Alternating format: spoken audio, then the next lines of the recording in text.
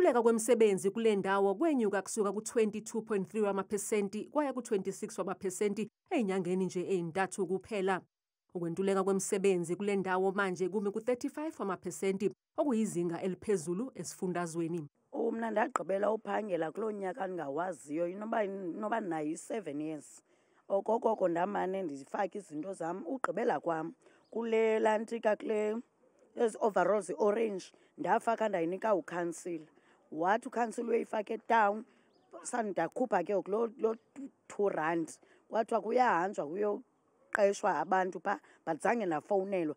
Akusiwo wonke umuntu olinda amathuba emisebenzi avela kuhulumeni. Abanye bazama ukuxosha ikati eziko ngokuzakhela amabhizinisi. Ulelethu umsizi waqala ibhizinisi lokuhlanza izimoto ngemuva kokulahlekelwa umsebenzi. Isizathu sami siterine ukuthi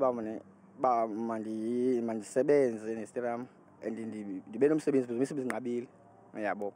So ke ngokuselela apha elisi business iyahamba nafuthuza yabo. I-Democratic Alliance ithi lokugqoza kwemisebenzi kule nhloko dolobha kukhombisa inkinga enkulu kulesifundazwe.